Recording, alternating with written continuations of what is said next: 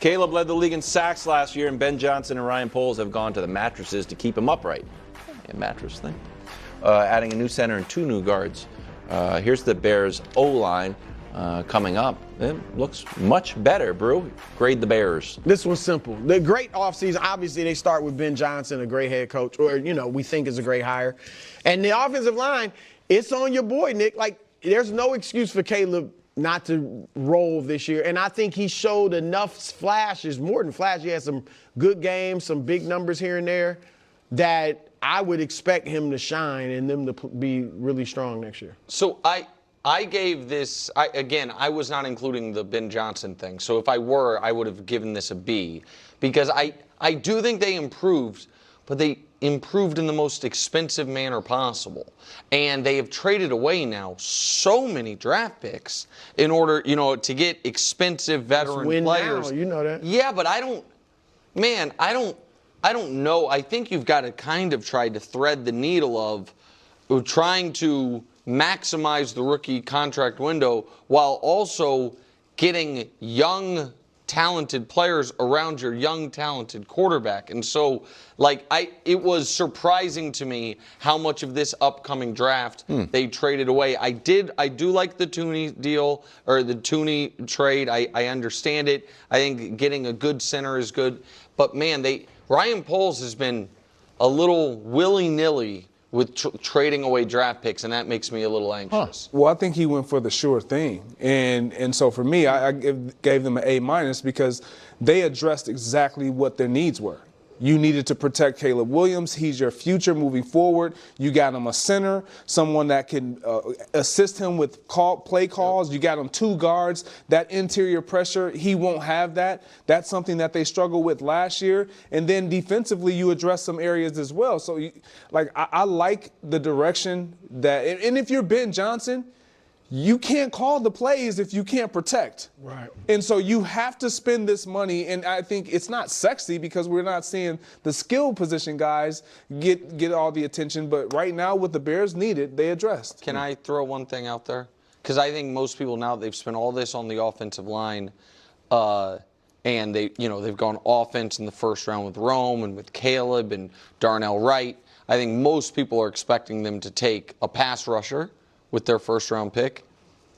I wonder if this could be where Ashton Jeanty goes. Really? Yeah. I think that with what they've built on the offensive line, and with Swift being underwhelming last year, I think is fair to say.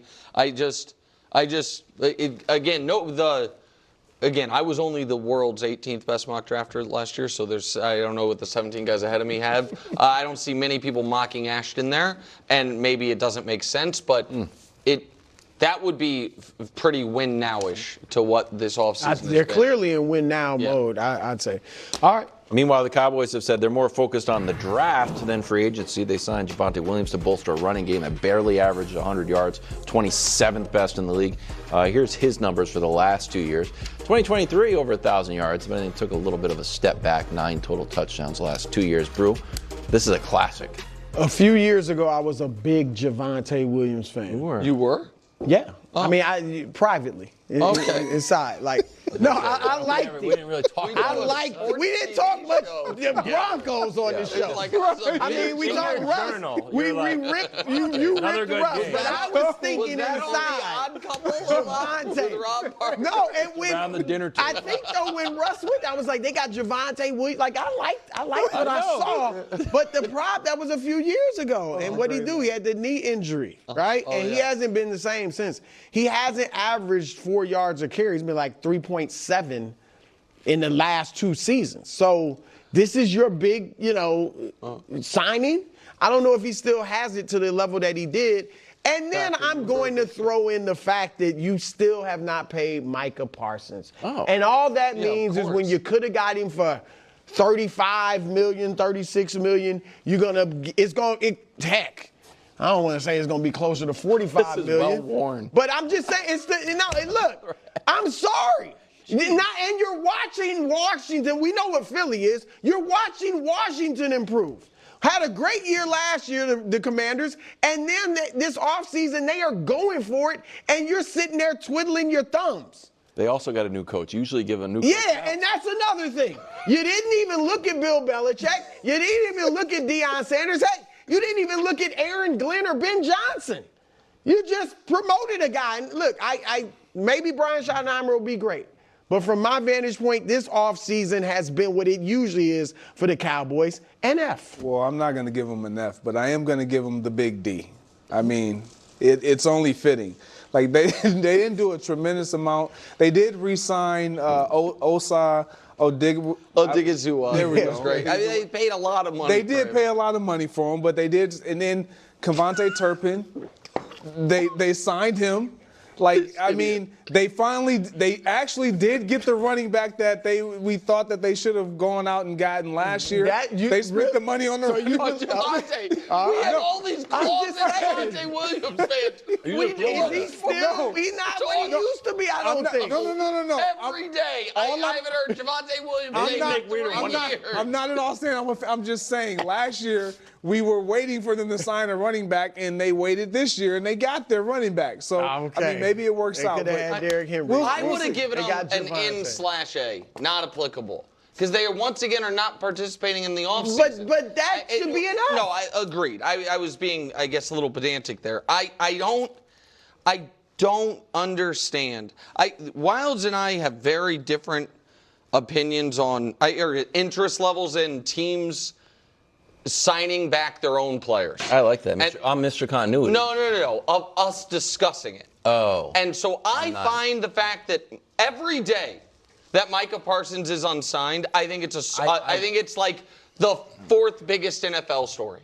Because it might not be interesting to talk about like that, but it is so obvious that you must either re-sign this player as soon as possible or just be like, screw it, we're trading him. Yeah. Before the draft. Like, it just doesn't. And so every day they don't do it, I think the grade goes lower. Right. And I think it's a mistake. Is it costing them maybe $750,000 a day? No, that's probably high. But it is. But every time, I mean, the last week it has, Brew, because a week ago it was 35. Then Crosby got 35 and a half. Then Myles Garrett, with his newfound love for Brew's hometown, Cleveland, and now it's 40. So